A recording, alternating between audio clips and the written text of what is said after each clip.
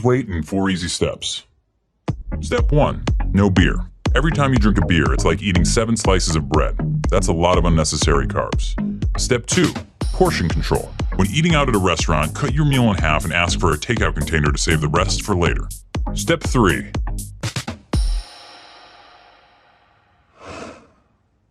Have your heart broken. And not just broken, but shattered by a girl who never loved you and never will. Try to get your shit together and join a gym. Start going to the gym regularly, and even though you don't know that much about exercise and you're way too weak to do pretty much anything but lift 5-pound weights with the old people, do it until your sweat makes a puddle on the floor. Then go home and go to bed, and the next day do it again, and then again, and then again.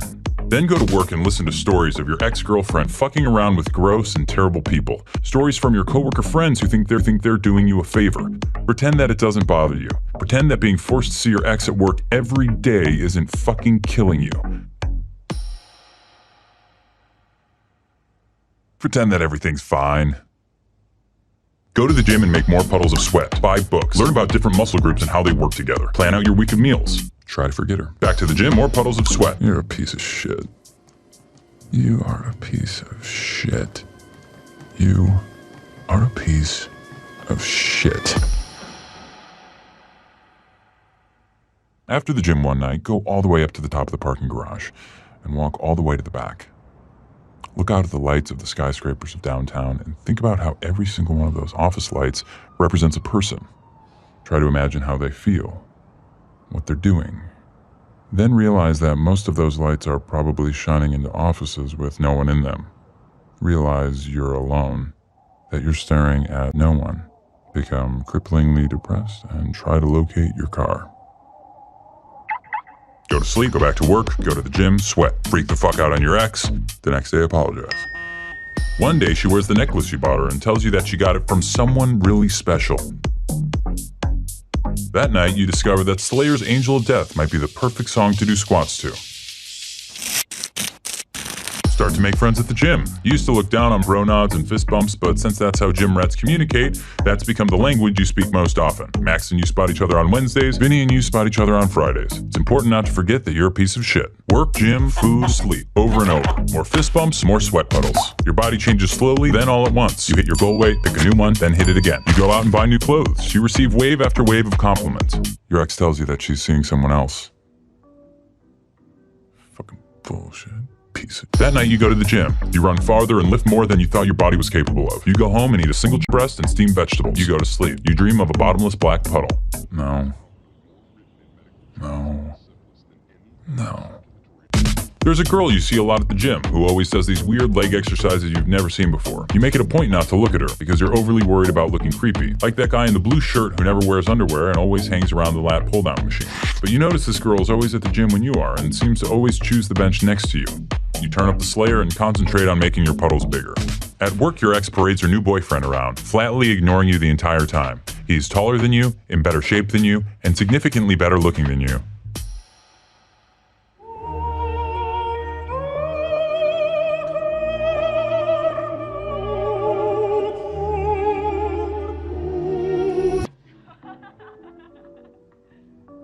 Fucking bullshit.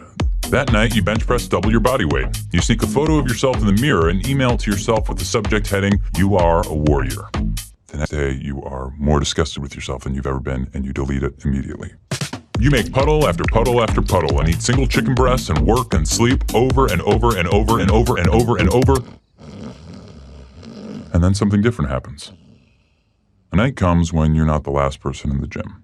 It's you and the girl who does the weird leg exercises. You end up walking out at the same time. Her name is Melissa and she works close by. She asks you out to dinner on Friday, promising it'll be healthy. The leg exercises are pivoting curtsy lunges. You start seeing Melissa a lot, both inside the gym and out. You add a couple cheat days to your week. You start getting a lot less sleep. Your ex calls you late at night, but you don't answer. One night you're walking Melissa to her car and she says she wants to show you something special. You both stand there in the dark looking out over the lights of downtown. "Isn't it pretty?" she says, "with all those lights?" You tell her that you think it is, but it also makes you feel sad. All those lights mean nothing. They're just shining into cold, lonely offices with nobody in them. But Melissa tells you that each light is an empty office, but they're only empty because the people have all gone home for the day. Each one's a person who's at home, happy with the one they love.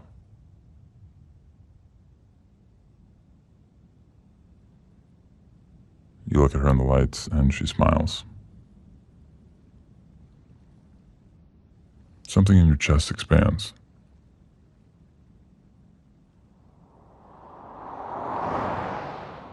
Late one Sunday afternoon, you're writing out your rent check and realize it's been exactly a year since you started working out. You think of all those miles you've run, those pounds you've lifted, and chicken you've eaten, and puddles you've made, and it doesn't seem that bad.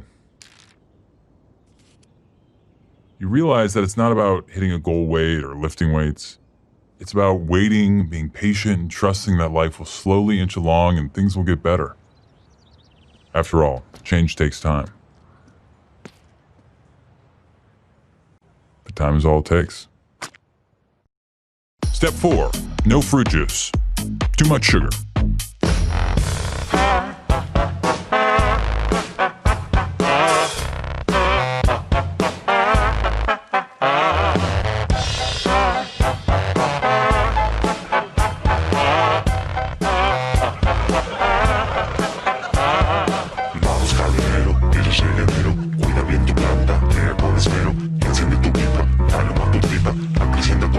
Fuma tu plantita.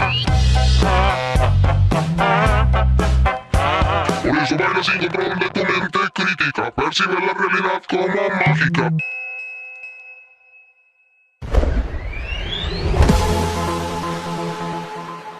Check out Jash on Go90 for more videos.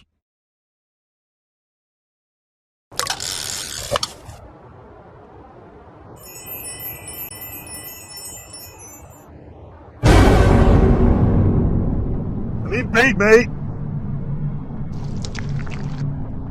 Gross. Do you have to sit so close to me? Gonna spook my crappies. Not a poople in my crappies.